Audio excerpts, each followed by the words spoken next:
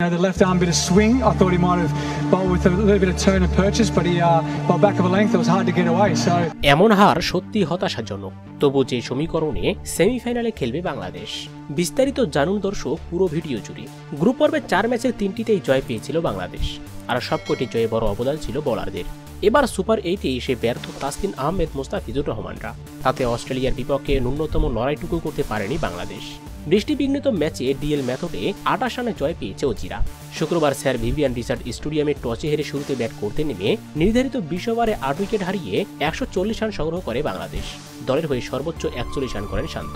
এছাড়া তাওহিদ হৃদয় করেন 40 রান। জবাবে খেলতে নেমে 11 ওভার 2 বলে 2 উইকেট হারিয়ে 100 রান তোলে অস্ট্রেলিয়া।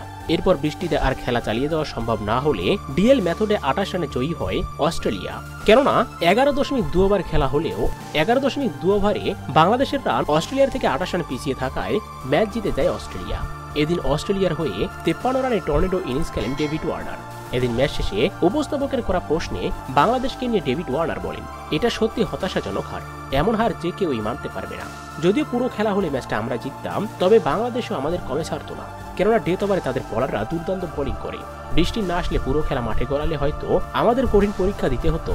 এমনও হতেও পারতো যে ম্যাচটা আমরা হেরে গেছি। যাই হোক, সব ওপরওয়ালার ইচ্ছা। তবে প্রথম ম্যাচ হারলেও বাংলাদেশের সামনে বড় সুযোগ আছে।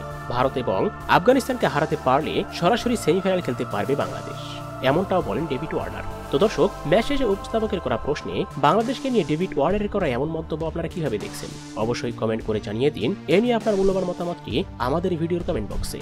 ধন্যবাদ।